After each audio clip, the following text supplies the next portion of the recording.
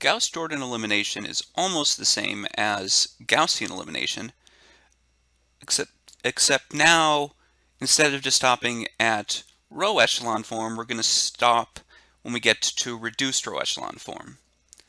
So I've here the steps for Gauss-Jordan elimination. It's almost the same. And so the red steps are what's different. So over here, this thing and this part right here are different. Alternatively, you could just go use Gaussian elimination to get to row echelon form, and then do the red things. So let's do an example. Start over here to give me extra room. So I'm going to start by going to row echelon form. Let's see, I'm going to do row 2 minus 2 times row 1 and row 3 minus row 1. I'm going to do them both at the same time because I can do them in either order and it wouldn't change. So what I'm doing here is I'm clearing these two guys, trying those to be 0. Make this arrow a little bit shorter. Arrow. Okay, so now let's make this guy here, this leading entry here, a 1 by multiplying that row by minus 1. I don't have to do that, but I like to. So minus row 2. So that now gives me 1, 1, 1, 5, 0, 1, 3, 8, 0, minus 2, 0, minus 4.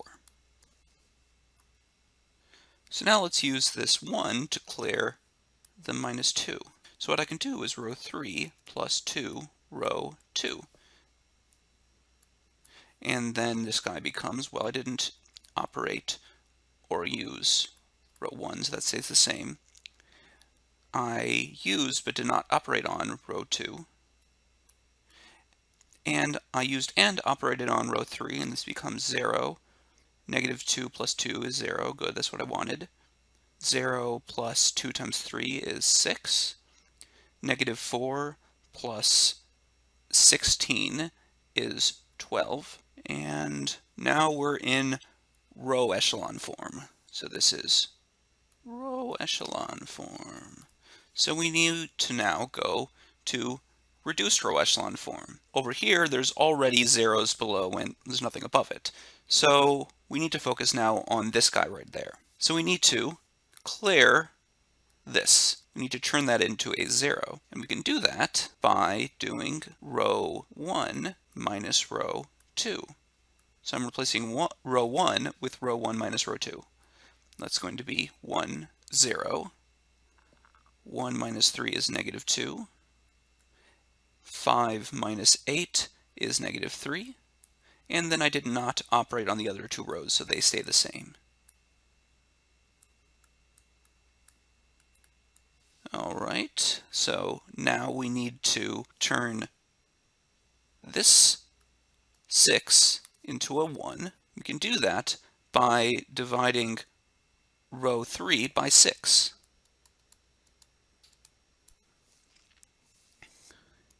Let's see, the top two rows stay the same.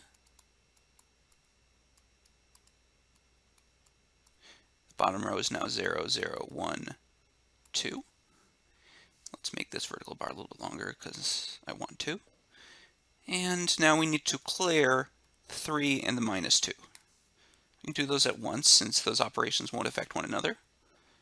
So I can do row 1 plus 2 row 3 and row 2 minus 3 row 3.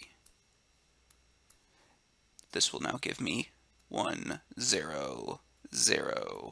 Minus 3 plus 4 is 1. Okay, that's good. 0, 1. Let's see, I have 0 here, and 8 minus 6 is 2. Okay, that's good. And 0, 0, 1, 2. And we are in reduced row echelon form. Yay!